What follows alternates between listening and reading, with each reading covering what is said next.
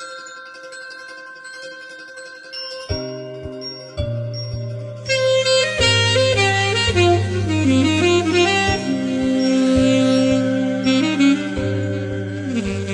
you ever wondered why successful people sometimes go bankrupt, even after earning large amounts of money?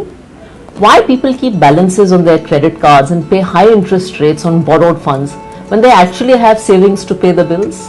And why it seems so hard for Indians to set aside regular savings for retirement, even though we know we really should? These seeming paradoxes can all be traced back to a concept you may have seen popping up in a conversation recently: managing behavior. We as investors often get distracted from our long-term goals by short-term market volatility. How do you nudge yourself to become a better investor? When we review our investments, particularly in years like the ones that just passed, volatile, uncertain, confusing, we often reflect on all the mistakes we as investors made.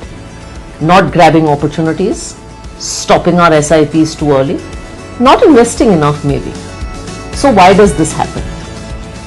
Is it because we don't know what is good for us, despite being told time and again in talks, media, literature, and our own experiences?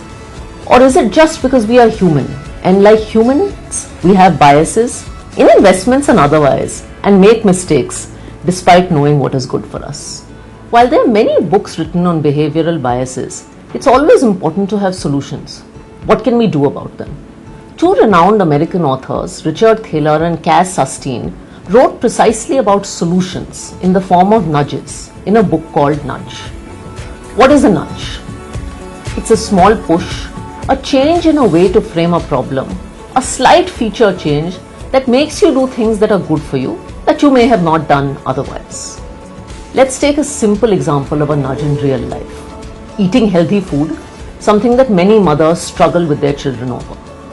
Imagine if you have two kinds of food, healthy fruits and unhealthy chocolates. If you place both together on the same dining table, chances are the chocolates will be eaten first. However, if the chocolates are on a high shelf in a kitchen cupboard and are hard to find, and the fruits are in the center of the table in full view and access, don't you think the consumption of fruits relative to chocolates will go up? Nudges work very effectively for us as mutual fund investors and advisors too.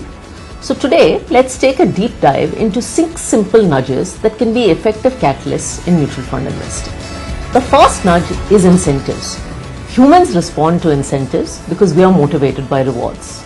In a simple experiment in the US, when you change the display on the thermostat, which regulates heating, from just showing temperature to also showing the cost of heating, you actually saw less people increasing the temperature. Similarly, in mutual funds, advisors can incentivize investors and investors can reward family members who show good investment behavior. Saving more, investing when markets are weak. I actually saw an advisor celebrate investors who invested the most after markets fell 6% a few years ago at an awards ceremony in Kerala, and it was a really powerful statement. The second nudge is mapping.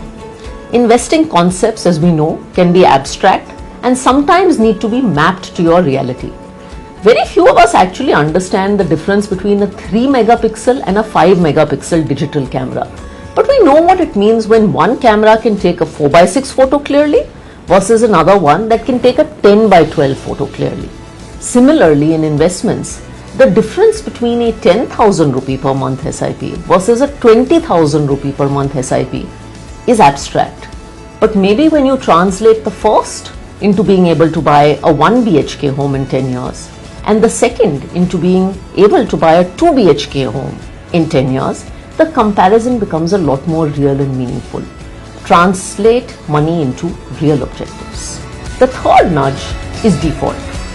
We love the default option, the easiest one, whether it is the dish that the chef recommends when we are confused at a restaurant or installing the recommended option in a software package.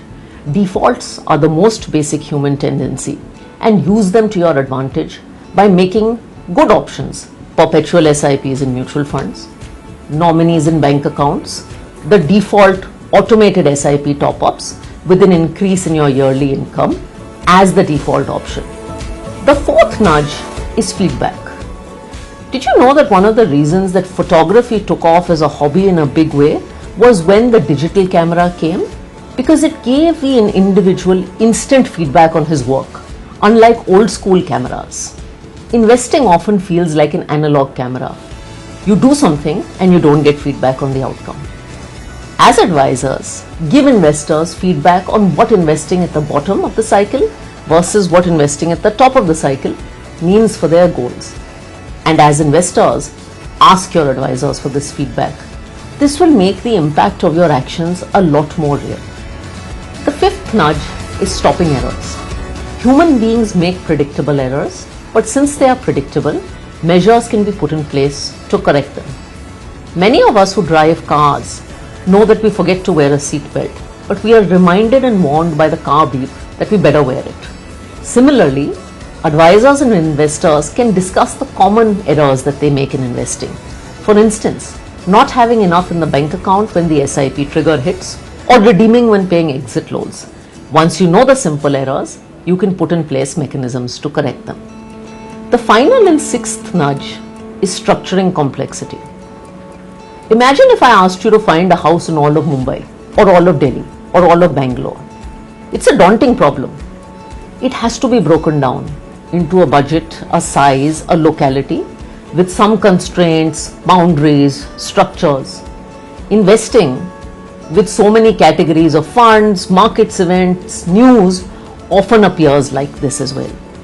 As investors and advisors, it's important to structure the complex problem of investing into a few goals that will be solved by a few core categories of funds. When used in a transparent and simple manner, nudges can be a powerful way to become better investors and more peaceful ones at that.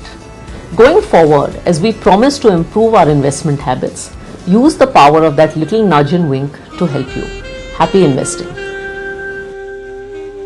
Mutual fund investments are subject to market risks. Read all scheme-related documents carefully.